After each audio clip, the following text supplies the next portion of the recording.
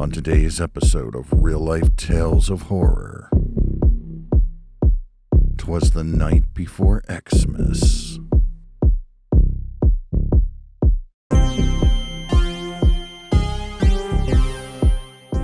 This comes to us from Murderpedia.org. Let's check it out. In Covina, Los Angeles, California, Santa Claus came a little early. Only he wasn't carrying gifts of joy, he was carrying gifts of horror.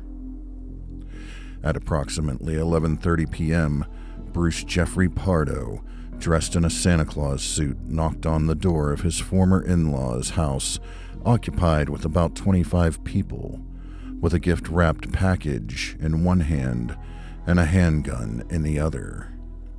He also had 3 additional handguns in his possession. When the door opened, Pardo fired the handgun at an 8-year-old girl as she ran to greet him, injuring her in the face. He then fired indiscriminately at fleeing partygoers. Police speculate that Pardo may have stood over and pointedly executed some of the victims using the other handguns. After the shootings, Pardo unwrapped the package containing a homemade flamethrower and used it to spray racing fuel to set the home ablaze. 9 people died, either from the gunfire or flames, and 3 others were wounded. Luckily, the 8-year-old girl who was shot in the face had severe but non-life-threatening injuries.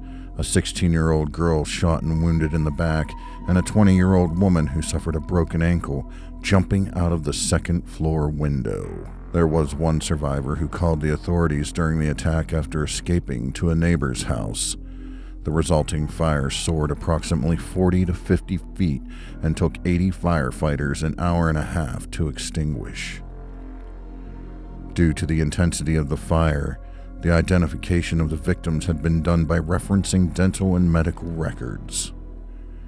After the attack, Pardo put on his street clothes and drove his Dodge Caliber rental car to his brother's house in Selmar, approximately 30 miles from the crime scene, where he was later found dead from a self-inflicted gunshot wound.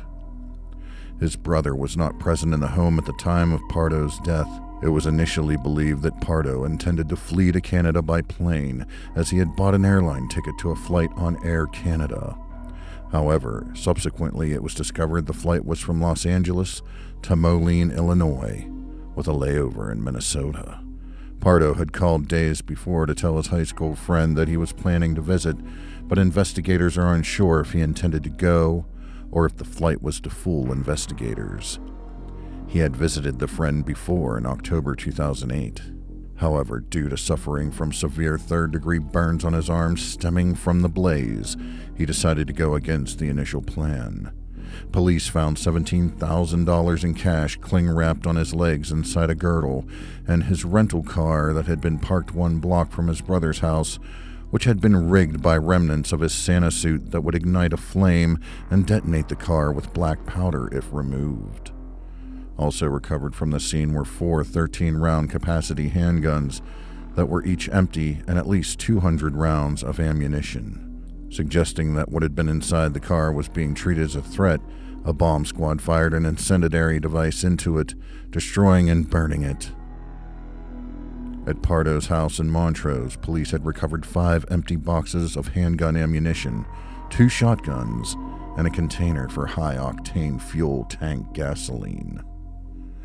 At least 3 victims' deaths were caused by gunshot wounds alone, while 4 others died from a combination of both gunshot wounds and fire. 2 other deaths stemmed from the fire alone.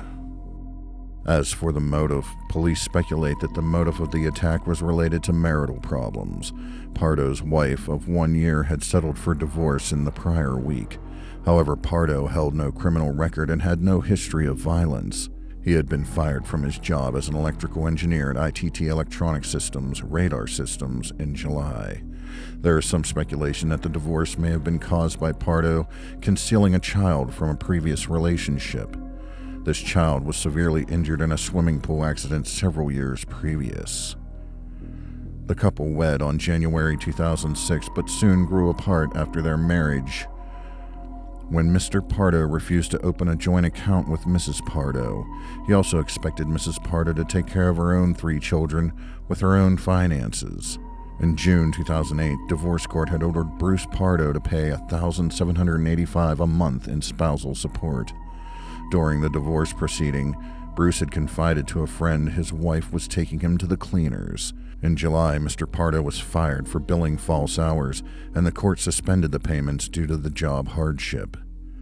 It was revealed that he had planned to kill his own mother after the massacre at Sylvia's home due to her apparent sympathy for Sylvia during the divorce proceedings.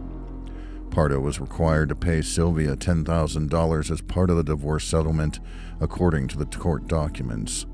Sylvia kept the wedding ring and the family dog.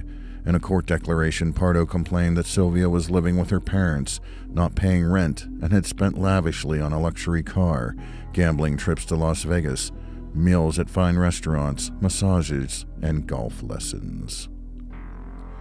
This seems to be what set off Pardo to turn Santa Claus and a maniacal killer on Christmas Eve. It was a silent night and definitely a deadly night, of which the remake of the movie Silent Night, Deadly Night actually references these crimes as it relates to the film's killer. This was the final episode of Real Life Tales of Horror for 2023. We will return in 2024 with many more stories of real life tales of horror. This has been Real Life Tales of Horror. I hope you enjoyed this episode. Like, share, and subscribe. And if you like Michael Myers, check out michaelmyers.net. I am a part of the team that runs the website. Come on over and join today. Join the discussion. We talk about Michael Myers. We talk about other horror characters. We talk about all sorts of things over there at michaelmyers.net. And with that said, I will catch you all down the road.